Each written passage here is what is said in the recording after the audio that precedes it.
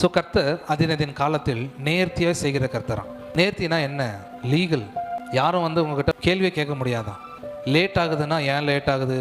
நல்லதுக்கு. பேங்க்காரனே நீ ஒரு நாளைக்கு ஒரு 10 கோடி எட்டு போய் போடுறன்னா உன்னை உட்கார வைப்பான். நீ யாரு? நீ என்ன பண்ணுற? உனக்கு ஏது காசு? ப்ரூஃப் கொடு. ஸோ கர்த்தர் உங்களுக்கு பணம் கொடுக்குறது மேட்ரே கிடையாது.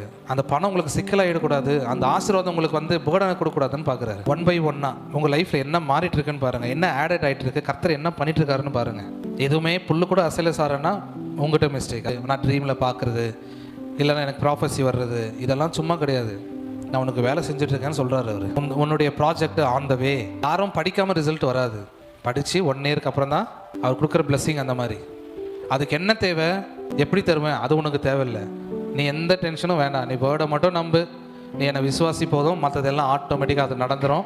ஏன்னா நான் செயல்களில் வல்லவர். அது எப்படியாவது நடந்துடும்.